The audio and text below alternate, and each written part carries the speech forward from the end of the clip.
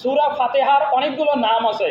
সূরা ফাতিহার অনেকগুলো নাম। প্রথম যেমন নাম, সূরা ফাতিহার নাম হলো ফাতিহাতুল কিতাব, দ্বিতীয় হলো উম্মুল কোরআন, তারপরে সাবা মাসানি, এরকম অনেক, সূরাতুল হাম, এরকম অনেকগুলো নাম। তার মধ্যে অন্যতম একটা নাম হচ্ছে সূরাতুদ দোয়া।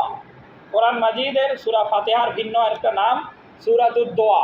এটার নামকরণের কারণ হলো যে এই সূরাতে 3.5 আয়াত শেষের দিকে ওয়াইয়াকা নাস্তাইন থেকে শুরু করে দল্লিন পর্যন্ত, এই যে 3.5 আয়াত, এই 3 আয়াতে বান্দা আল্লাহর কাছে বিশেষ কিছু চায় যে ওয়াইয়াকা নাস্তাইন, আল্লাহ আপনি আমাকে সাহায্য করেন, ইহদিনাস সিরাতাল মুস্তাকিম, আমাকে হেদায়েতের উপরে, সহজ পথের উপরে পরিচালিত করেন, সিরাতাল লাযিনা আনআমতা আলাইহিম, যারা নিয়ামতপ্রাপ্ত বান্দা, পছন্দের বান্দা, আল্লাহর প্রিয় বান্দা, তাদের পথে আমাদেরকে চালান, গায়রিল মাগদুবি আলাইহিম ওয়ালাদ-দাল্লিন, যারা পথভ্রষ্ট, গোমরাহ এবং আল্লাহর গজব যাদের উপরে, এদের পথে যেন আল্লাহ আমাদেরকে না বানায়, ওদের পথে আমাদেরকে যেন না নেয়, আল্লাহ তাদের থেকে আমাদেরকে হেফাজত করুন।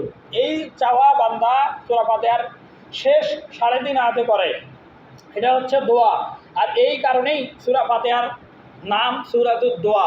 এটা যে মানুষ আল্লাহর কাছে চাইলো যে আমাদেরকে হেদায়েত দেন, আমাদেরকে নিয়ামত প্রাপ্তদের পথে চালান, আমাদেরকে গোমরাহ এবং যারা আযাবের ভিতরে তাদের মতো করবেন না, তাদের থেকে হেফাজত করেন, এগুলো যে চাইলাম, এগুলো করার জন্য আসলে কি কি করা দরকার? সূরা বাকারার শুরু থেকে সূরা নাস পর্যন্ত পুরো বাকি 113টা সূরায় আল্লাহ তাআলা একজন মানুষের জন্য এই চাওয়ার জবাবগুলোই আল্লাহ তাআলা দিয়েছেন। এই কারণে কোরআন শরীফের সূরা ফাতিহার আরেকটা নাম হচ্ছে কোরআনে আজিম। কেননা কোরআন শরীফের যতগুলো কথা বলা আছে সব কথাই সংক্ষেপে সূরা ফাতিহার এই 7 আয়াতেই বলা আছে।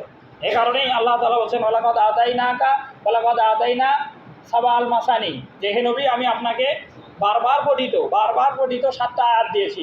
এই বারবার পঠিত বলতে সূরা ফাতিহার 7 আয়াত বিশিষ্ট সূরাকে বোঝায়, যেটা আমরা প্রত্যেক নামাজেই পড়ি। সূরা ফাতিহা বারবার আমরা পড়ি প্রত্যেক নামাজে। এই কথাই আল্লাহ তাআলা বলছেন যে আদাই নাকা, আমি আপনাকে দিয়েছি সাবা মাসানি, 7 আয়াত বিশিষ্ট একটা সূরা, এবং আল কোরআনিল আযীম, এবং মহান কোরআন শরীফ। এই মহান কোরআনুল আযীম, মহান কোরআন আল্লাহ তাআলা দিয়েছেন এবং এর অনুরূপে সূরা ফাতিহা দিয়েছেন।